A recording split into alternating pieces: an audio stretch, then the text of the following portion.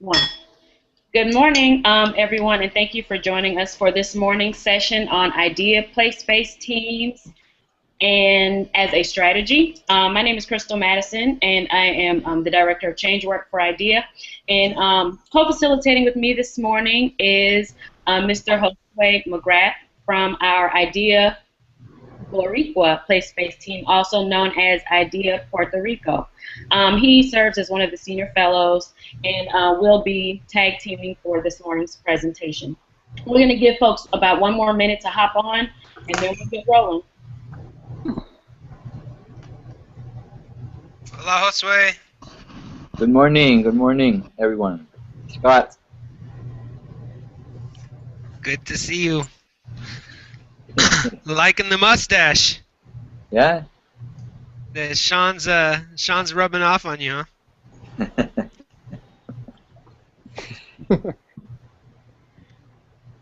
The dangerous thing is, Josue, you're kind of inspiring me. Like, every time I shave the chin off and nothing else, and I'm like, oh, should I just show up and work alongside Josue every day like this? We could be twins. I'll buy you a hat like this.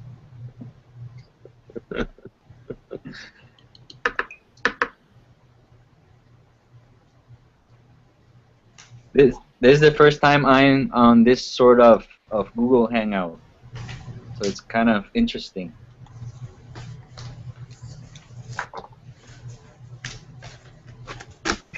Pretty cool to see so many people showing up on the video chat. Yeah. All right. So we'll go ahead and get started. Thanks for joining us again this morning. I see that Heath Kerlock is jumping on, and I see that Nikki has joined us as well as Dana, Dennis, Jeanette, Miller, Scott Nine, and Sean Strader. If you're viewing us live, what we've done is link in the YouTube video that we're going to watch, as well as a short presentation prior to the latter part of our sharing with you today. If you are one of our video viewers, if you would click on the YouTube icon. If you've done it, go ahead and shake your head yes.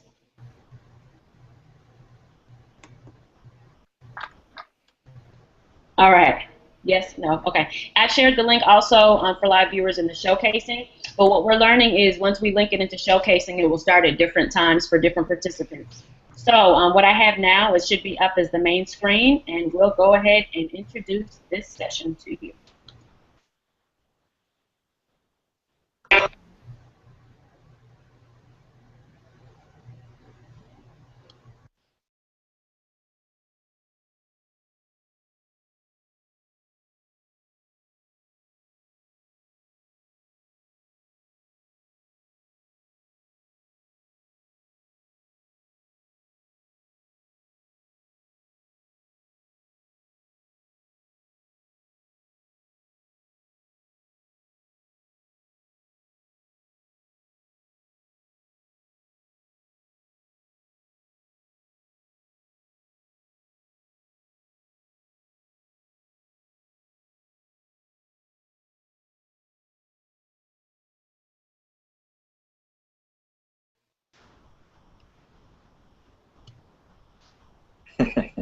That was good.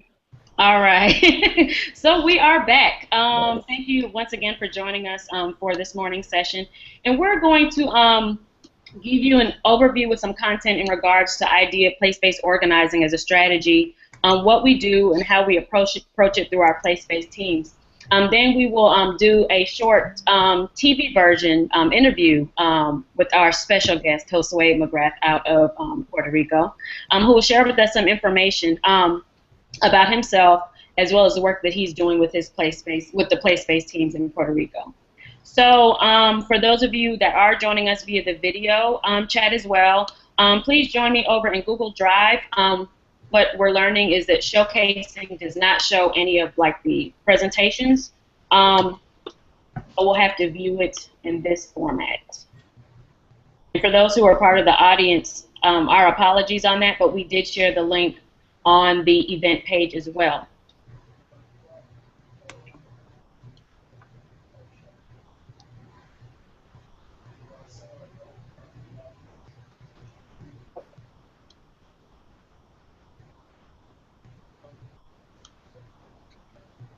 All right, So it won't let me present either. Okay, so idea, place-based organizing as a strategy.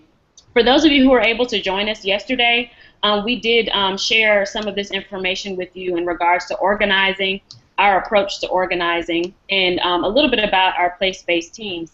I'm going to try not to go too far into depth as it pertains to our team Boricua out of Puerto Rico, but I will share some information in regards to the other teams that we have on the ground as of now. So organizing, our approach. As we shared yesterday, I kind of love this diagram because it's kind of a diagram that you see on the regular, but the arrow out kind of raises a flag for me. You know, anyone who is good with geometry and shapes are like, okay, that arrow is so out of place, but it really isn't. Organizing for us is based off of our relationships, our values, and our strategies. Through our place-based teams, one of the things that is most important and is key and that I stress over and over and over and always share is the importance of relationships. Our organizing is a concentrated effort that is built to amplify the network. We try to focus a lot on making sure that our community organizers and our different place-based teams are also able to transfer and connect across what their place-based teams are doing in order to form and create the national narrative. Ideas organizing efforts is not place-based teams organizing alone, but we also have a national network of national fellows who support and help provide guidance to the work that our place-based teams are doing. As of right now, we are actively working in place-based locations such as Puerto Rico, Vermont, Oregon, Jackson, Minnesota, and working with groups in Boston as well. And we're also seeding teams in Milwaukee and New Orleans. Let me go back. I'm trying to go through two screens. One of the most compelling things about our place-based organizing is the fact that all of our organizers over the course of the years that we have been working with have a shared mindset of making sure that we're working to put the public back into public education. Our place-based teams are comprised of individuals who may be community organizers, who may be teachers, may be principals, may be work within their communities. And over the past few years, our place-based organizing has taken different shapes. Last year, I actually served as a place-based organizer for one of the national teams because our structure was a little different as we went into organizing. And I worked with a group of organizers that was focused on parents and families, which is one of our boundary partners that we talked about yesterday. So last year, where we focused on the different boundary partners in 2 specific locations, this year we thought it was important to focus on the different places so that we can get more traction and more things moving forward. As far as our organizing teams and locations, as I've said before, we have national fellows, and I should actually say international fellows in the U.S. and Puerto Rico, organizers in Oregon, Minnesota, Vermont, Boston, Jackson, and Puerto Rico. And this is maybe like a limited version of it because we do have organizers in other parts of the country that are organizing and affiliated and working with IDEA, but not necessarily working specifically with the place-based team. I'm going to pause there to check to see if there are any questions in the Q&A, and then we will keep moving. And Nikki, thanks for joining us this morning. I wasn't sure if you had any questions so far.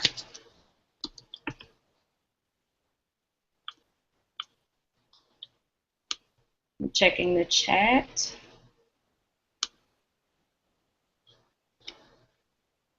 All right, no questions so far. All right, so once again, thanks for joining us, and I would like to bring to the forefront Mr. Josue McGrath. Thank you for joining us this morning all the way from Puerto Rico.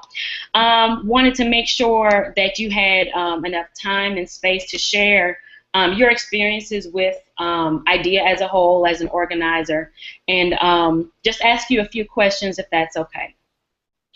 Yeah, first of all, my greetings to everybody who is listening to, who is seeing this. I'm very happy to and honored to be invited into this conversation. Awesome. Thank you.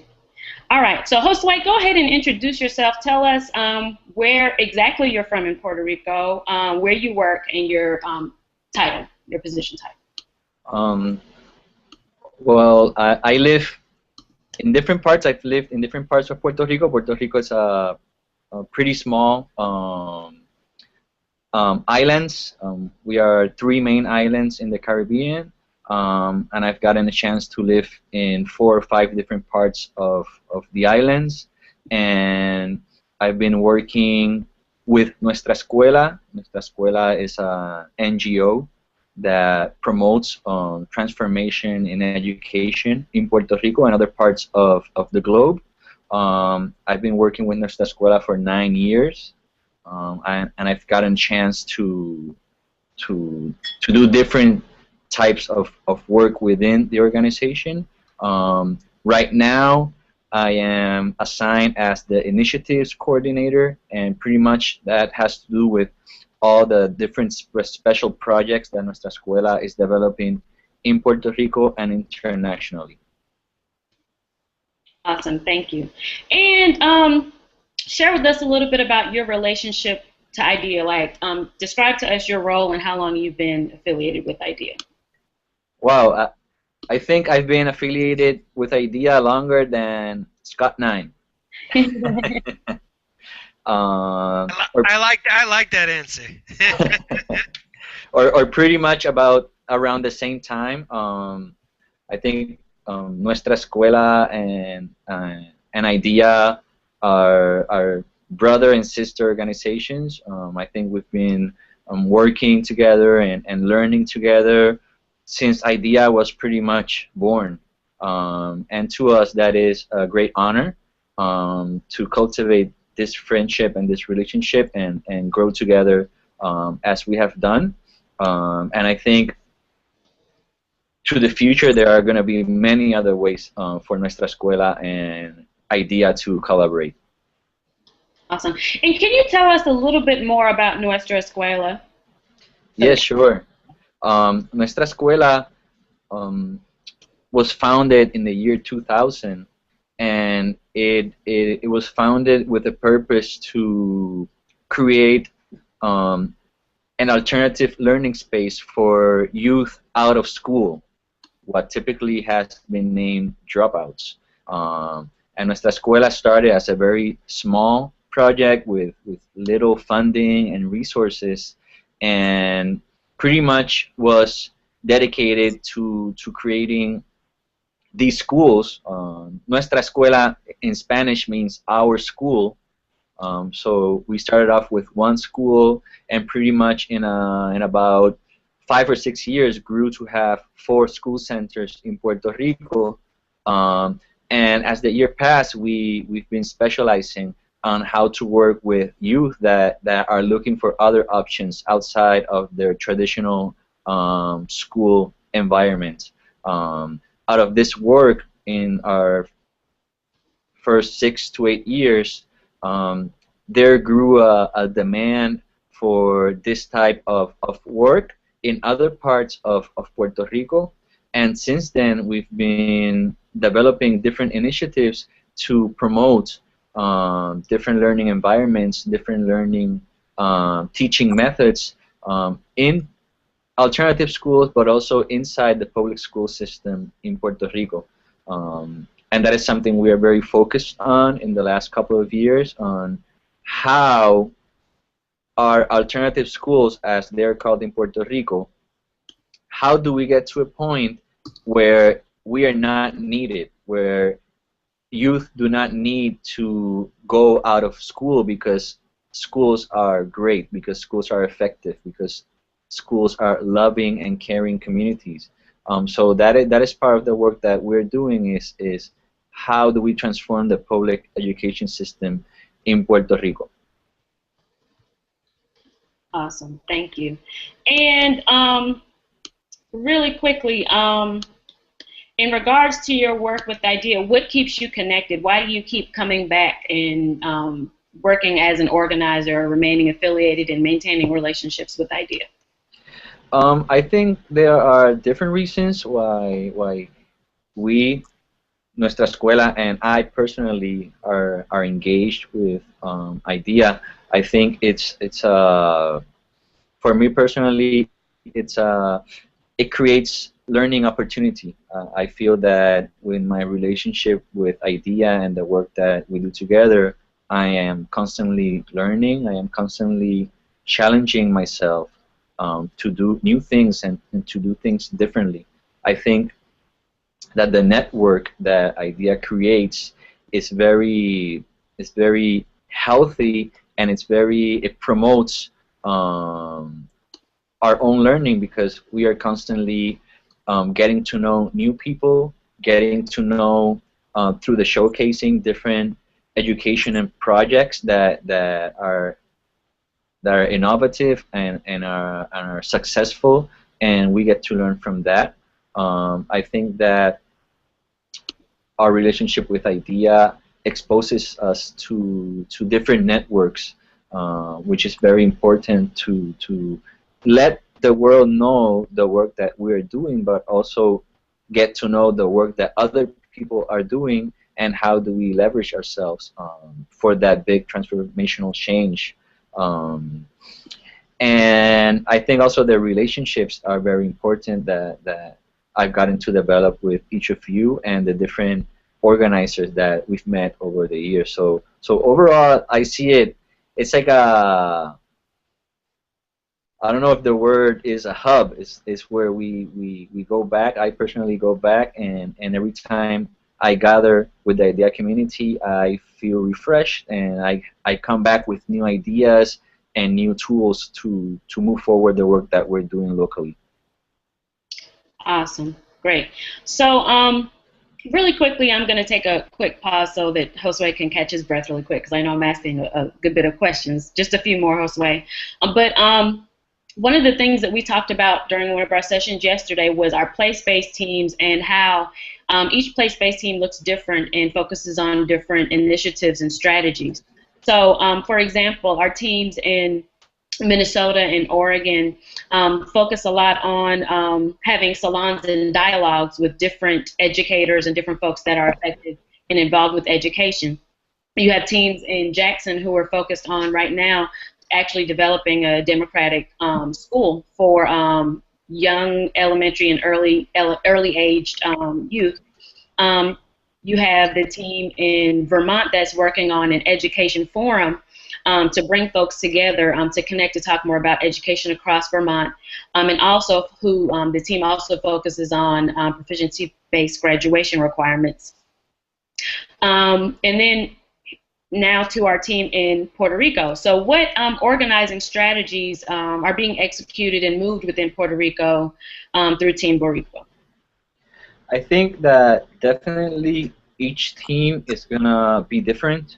It's going to have its own look, its own feel, because each person that comes into a team is engaged with different work at a local level. So I think that is healthy, that each team looks different, and that it has different objectives.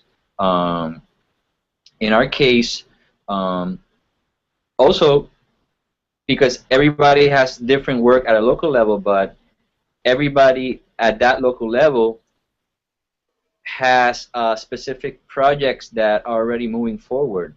Some are at a starting level, at a beginning level, and some other projects or movements are more advanced in the process. So I think that is something natural, and it's something healthy. In our case, in Puerto Rico, nuestra escuela and our allies have been working on a pretty big project during the last 14 years, and is how do we transform our country, how do we transform our society. I imagine some of you know, but just to refresh this, Puerto Rico has a very particular political context in relationship to the United States. Different from all the other place-based team, this place-based team lives in a colony. So we have a very specific challenge in front of us, and it's how do we break this colonial rule? And in our case, we are betting that education and transforming the education content, methods, strategies is a key part and can contribute to transforming our country. So in that case, we've put ourselves a pretty big goal in front of us, and I think that through the place-based team and collaboration, I think because what is particular to us, and I imagine to other teams, is that the work that we are doing at a local level, we were already doing it prior to our shared work with IDEA. So it's not something that started with our collaboration with IDEA, but how we see it is how do we become stronger? How do we develop new knowledge, new skills with our shared work with IDEA that has an impact on the work that we're doing at a local level? Awesome. Thank you so much for sharing that. Next question, how does what your team is doing fit into the larger strategy of place-based organizing within IDEA? More specifically, like how is your work connecting across, or what information or strategies are you gathering or taking from other teams in exchange? I think, and this also has to do with the prior question. Mm-hmm. I think that no matter what the work that we're doing at a local level looks like, or what level of development that work is at, I think there are shared areas of work, and I'm gonna make reference to the drivers that we're working with at the Learning Breakthrough Series. I think that no matter the work that we're doing, each of the teams has to work with the narrative. Each of the teams has to work with the practice, with the policy aspects, and with strategy. So I think that is a great way to connect and to share with the other teams, is through these same drivers. Yeah. Awesome. Great. And last but not least, what is the most recent activity or project that your team is working on over the next couple of weeks? Well, I imagine everybody knows that the Learning Breakthrough Series Session B is gonna be held in Puerto Rico, and in that sense, our team and other Nuestra Escuela and allies are working hard to make sure this event is a successful event, to make sure it's as good or even better than the event we had in Jackson last year. And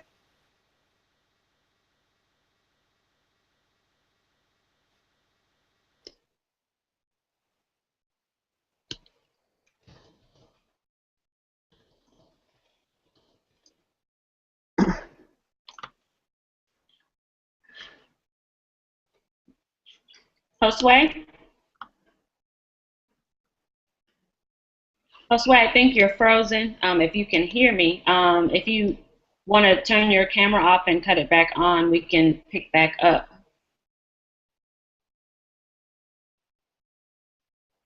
You might try texting him. Yeah. Will do. He was rolling. Dana, can you jump in and talk a little bit about LBS while he's... Yeah, I think I'm back on. I was getting off my mute. He was, it was a perfect, so he was mid-sentence. I'll try and pick up exactly where he said.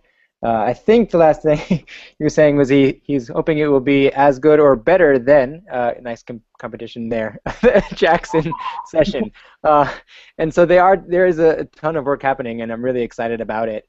Been connecting a lot with folks in preparation for it down there, and one of the things that I'm most excited about that really speaks to a lot of what Josue was telling us about the situation, about the reality of Puerto Rico as a colony and the education system as well, is that we'll have, in fact, Josue was talking about the drivers as well, these drivers of change. So the drivers of change being the kind of the directions for how change can happen that the Breakthrough Series is oriented around. So all the teams are working for creating change along these drivers of policy and practice, public narrative, and strategy. And so one of the things that we'll be doing in Puerto Rico is having actual conversations with people who are leading up projects and activities and campaigns along those 4 drivers. And so Josue is really actively making a lot of these invitations to its community leaders, school leaders, policymakers who have been involved in a lot of the work that he and many others in Puerto Rico are leading. And so that's I think one of the real highlights of our time together. We'll be doing that. And I think in terms of the linking into this conversation of place-based organizing, it's really important for us to be holding these events and the Breakthrough Series with organizing teams that is rooted in place. It doesn't make sense to go somewhere and have and let's just be in a hotel room and learn together. We can try and do that, and maybe we can do some learning. But the most powerful, of course, is being able to be in a place and be able to be a part of that context and to learn from the people who are there on the ground. And so there's just a wealth of people and experiences and work that's going on in Puerto Rico, and so I'm excited about that and really looking forward to it. Awesome, great. Thanks for jumping in, Dana. Trying to connect Josue back, but I think we're having experiencing some technical difficulties, which is cool. That was actually the last question we had for his one-on-one interview with him. If there are viewers who are watching or folks who are in the video chat who have any questions, feel free to ask or put them in the Q&A section or in the comment box, and we'll go ahead and ask them out. And I'm pretty sure we can answer them to the best of our ability.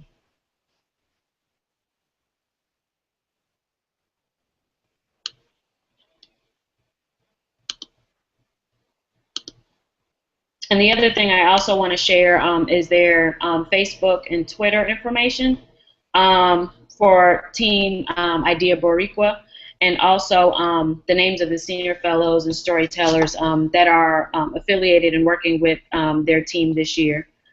Just in case you wanted to follow the work that they're doing and contact them for more information about their team, or also about Nuestra Escuela, which Josue spoke a lot about earlier.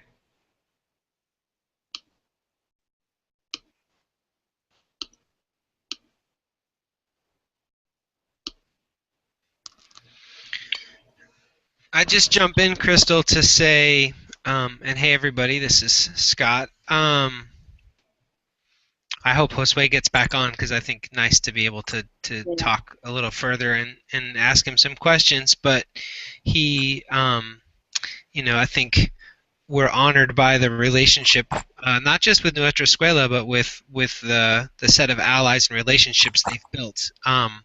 It's been exciting to watch the evolution of since we've known them for 5 years, and vice versa, and certainly they've had a big impact on us as an organization, and I think as individuals.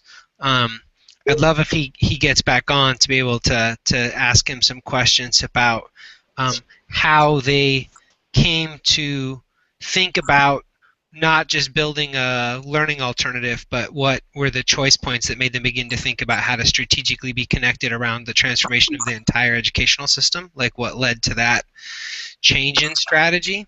And then more broadly, I think, what we decided to dive deep around this team story, when the truth is that we could have the same level of a different story being told about work happening in Minnesota or Vermont or in other places.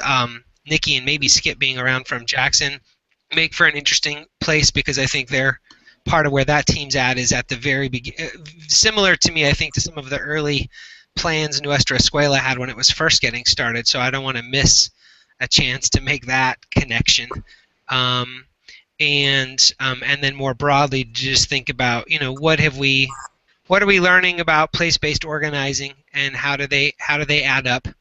And if anybody has any questions about how, as a network and as an organization, we try to think about how to balance and support this kind of back and forth process between different teams and a national slash, international is not quite right, because we don't really engage with the rest of the world, but we really respect the sovereignty of Puerto Rico and understand the way that it's under the jurisdiction of the U.S. Department of Education in one way, but wants to be in the jurisdiction of the people of Puerto Rico, and how that sets up tensions, and also what's useful for IDEA as an organization to be engaged there and paying attention.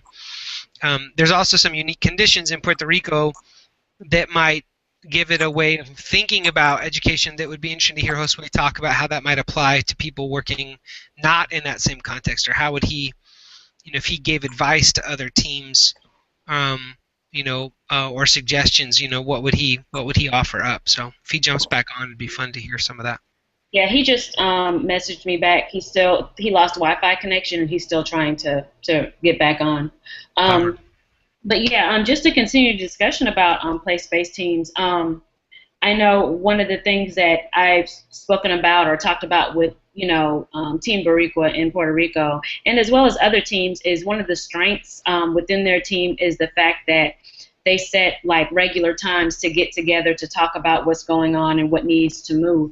So that's been like a successful strategy that they use. And they also combine their meeting time talking about, the structure and what they need to move with some fun. So one of the things that their team has adopted is, they work hard, meet for an hour, hour and a half strong, and then afterwards they'll all come together and to play basketball. And to me, like we said, it goes back to what we were saying yesterday, building relationships and maintaining relationships is very important.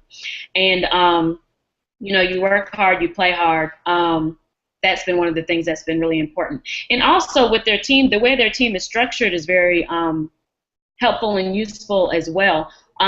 With Josue, he works with Nuestra Escuela, and then there's youth involvement, a youth participant named Brian Sanchez, who works with the team, and he focuses on the actual community involvement and development. You have Sean Strader, who works with the team through storytelling and posting stories and posting information about the team. And Josue actually co-facilitates the team with Natalia Rosado, who works and is affiliated with Nuestra Escuela as well, and is actually a very talented entertainer. She's a clown. Got to see her perform and got to see her interact and be in her other realm, which was really awesome. And then you have Inti, who I think I know he just got a different position. He's a principal now, or he's the principal of Diego Vasquez, which is for folks coming to Jackson, it's the public elementary school in Barriado Morales, which is in the city of Caguas. It's one of the highest poverty, kind of most quote-unquote at-risk places, and it's recognized often as either the top or kind of top 5 public elementary schools in the country. And he was previously the vice principal and just got his principal certificate, and works closely with the former leader of that school, and I think now she's the superintendent of the region, Amalia, and exciting for him to be some idea. Folks who've been engaged with IDEA for a couple years might remember Inti from he came to the North Dakota Study Group 2 years ago, so exciting to be with there. I wonder if we should open up with Heath and Nikki at least on the line and see if they have things they want to either ask questions about or want to know more about, and we can try to channel Josue if he's not able to get back on and share a little bit more either about what's going on there or more broadly. But if you are in a space where you can actually talk, then feel free to unmute and type your question. Feel free to type your question in the chat box. Heath, I saw that you were unmuted, or Nikki, I see you.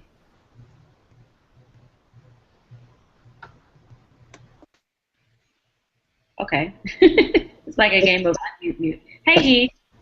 Hi. So I'm very curious as to what went into the relationship building portion of Josque's work. To reach out, to provide proper outreach techniques, and are those practices shared in other areas you all want to emphasize?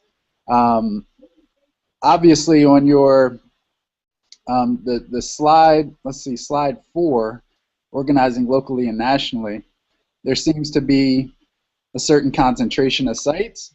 Where could the practices from Josque be shared in new areas that you want to emphasize? I see that, you know, we have Oregon, Minnesota, Vermont, Boston, Jackson, aside from Puerto Rico, but are there new areas that, you know, we're looking to emphasize?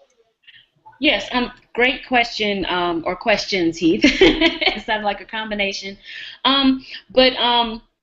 Yes, we actually, what's listed here are where we actually have our concentrated place-based teams, but we also, as I mentioned earlier, have organizers in other parts of the country, as well as organizations that we're affiliated and partnered with.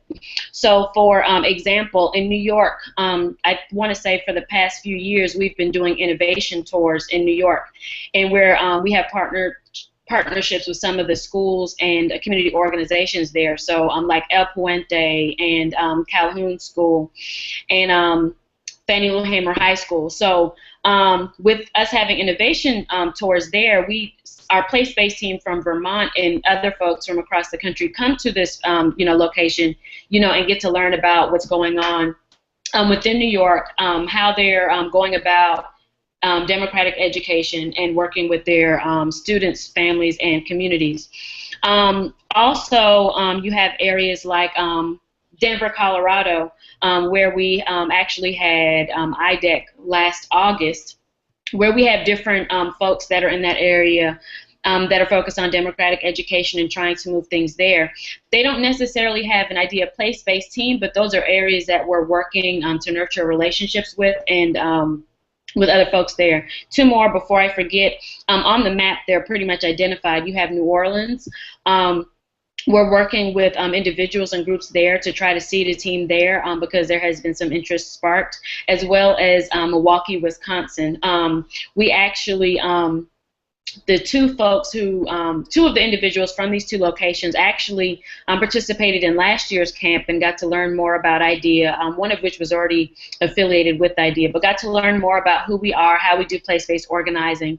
And during a visit that I did have in Milwaukee, we got to meet a lot of the folks who were very instrumental and vocal around education in Milwaukee, who are more than likely going to form into what could possibly be a place-based team in Milwaukee. So we do have different areas where we have relationships. I didn't even touch on Detroit, and I didn't even touch on Chicago and other places. But, it's the one thing about IDEA that we stressed or talked about yesterday was the fact that, it's not necessarily about IDEA, the organization itself, but it's more so about making sure to highlight and make brighter the bright spots of democratic education. So I hope that answered your question, because I know I can kind of ramble. No, it did. And I know that you mentioned the New Orleans and Milwaukee and Denver. Were there particular areas on the East Coast that you were interested in expanding, or additional areas in the Midwest you were interested in expanding into with the place-based model? Could you say that one more time? I lost you in the middle of that question, Heath. Sorry. Okay. Can you hear me now? Yes. Okay. I was saying, aside from New Orleans, Milwaukee, and Denver, are there areas on the East Coast, like the Mid-Atlantic areas, that you would be interested in expanding to, or the Midwest as well, additional areas in the Midwest, as far as replicating the place-based model to full efficiency? I'm gonna say possibly, and here's why I say that. Because to me, just from, and Scott and Dana or Jeanette, anyone can add in as you see fit. But with the actual model itself, it's something that I don't think it should be like a big boom expansion, because oftentimes when organizations go that route, it loses its authenticity, and it's not as focused on what it needs to be placed. One of the things that I like to say is that each individual place, of course, builds into the national narrative, and to me, when organizations boom too fast, which is one of the things that I appreciate about IDEA, how we'll move forward, assess, take our learnings, and then move forward a little bit more and a little bit more. So I mean, it's always, our model is, it's open, but at the same time, it's something that you want to move into slowly as it pertains to relationships, because you don't just want it to be like, okay, place-based team here, place-based team here, without having developed a concrete relationship first, because to me that's kind of like the top-down model versus a meeting in the middle, grassroots and grass tops. Yeah, the one thing I would add, I think this is, first of all, like giant caveat, I don't think we at all have this all figured out, and so the questions are questions I think that we can actively ask. I think there is one thing we learned early, and I think remains true, which is that community organizations, networking, organizers, parents and families feel consistently teased and like a series of broken promises from different efforts to try to work on these issues, particularly in ways that transcend local to regional to national. And so we've tried to be disciplined. Maybe, we could be critical and say maybe we're too disciplined, but we try to be really diligent about not invoking an IDEA-organized effort where we haven't, with local folks, built the relationship to funders to sustain work, so that we don't start a series of things that flashes out. That's tricky because it can also feel like a controlling function. So it's there's an edge there to be sorted out.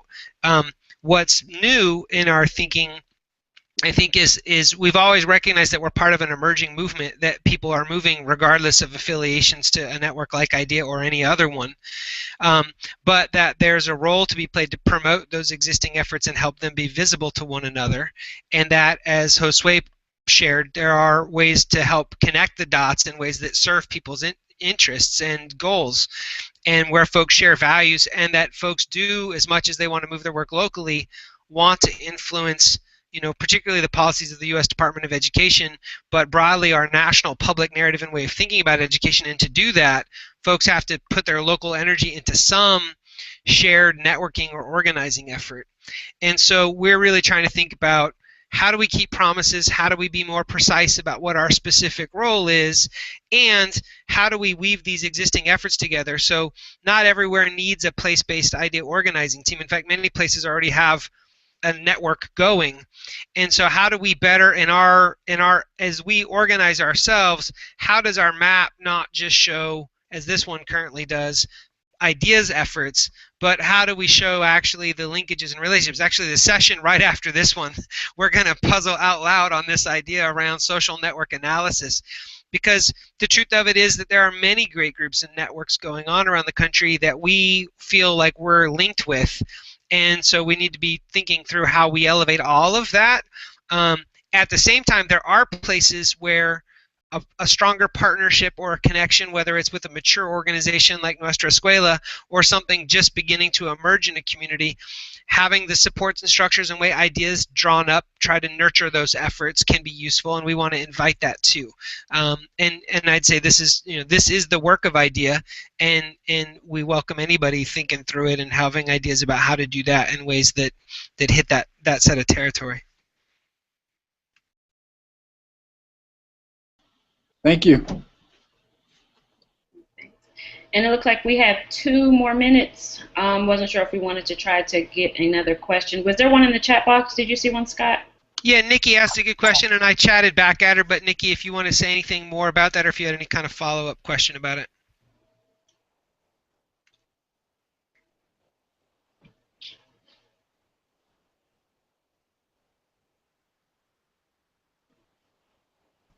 Sure. We're in the process of starting a center or a school, but we're trying to figure out who's in, who's out. So it's one of those situations where we're kind of calculating numbers just to see where everybody is, and it seems like we have maybe 5 or 6 families with either 1 or 2 kids. I think one family has 2 kids, so we're looking at maybe 6 or 7 kids. So I was just wondering what the number had to be as far as, whether to ask for funding for 12 or 6 or 5, or what the criteria was for that. And we're also seeking some other knowledge on some people that want to do some help as far as work-wise. And it was interesting when he said that children in the school are helping children, like a kind of peer type of role or schooling goes. I would like to hear more information about that. I think that's pretty cool. Awesome. And Nikki, we'll make sure to get you connected with Josue and some other folks from Nuestra Escuela, because that's what we do at IDEA. We connect those dots, and we're going to connect this one. Yeah. I think that'd be a good model for you all to check out, because it's awesome, really awesome. Yeah, Nikki, the other thing to say is that they started with young people 13, 14 and up with really kind of no age out limit, and their focus was really on kids who had been who'd lost parents or who'd been abused, neglected, dealing with gang and violence issues, drug and alcohol, and a specific approach to those young people. And then in the last really 4 years, 2 years ago, they opened what they call Nuestra Escuelita, which is their first kind of early childhood center. And they did that actually in part by coming out through a connection through a learning tour in Oregon. They spent time at a place Skip's been to, the Opal School and the Center for Museum Learning or the Center for Children's Learning, a Reggio Emilia inspired place. And they took that back, but they didn't copy it. They just incorporated it with their own cultural understanding and began building a center. And then they've just recently been very successful in getting a building built with the Ricky Martin Foundation, which is opening like next week in Loíza, a part of Puerto Rico. But they're learning about that age group and being a few years ahead of the project that you're onto. The linkages that you all have in Jackson with Alignment Jackson and some larger kind of systemic things, but then thinking about a very small center, I think is actually super interesting, and at least Skip getting to go to Puerto Rico for LBS should offer a chance to make some of those in-person connections, which can support what you're all up to. I think that I don't know that people will be really interested in funding a center just for 6 or 8 or 10 kids, but a center that's trying to do that learning and work in relationship to a larger system and to kind of push it and be in a dialogue with it, I think that is interesting to people. And so I think there's a good connection to be had there to think through what you're working on. Sounds good. Thanks for the feedback. Awesome. Okay. All right. Well, first I want to thank everyone for joining us on this call, on this presentation. Special shout out to Josue and Nuestra Escuela and all in Puerto Rico. We're sorry that he wasn't able to join us again to answer questions, but we thank you for your time, Josue. He did try to connect in several times over the past few minutes, but just couldn't. We also invite you to join us for our next session, which is an awesome teach-in. I believe one of the co-facilitators is our very own Scott Nine. It's a teach-in discussing social network analysis and mapping. It will begin at 11:30, so look out for the invite and the video invite as well. Have a great rest of your morning.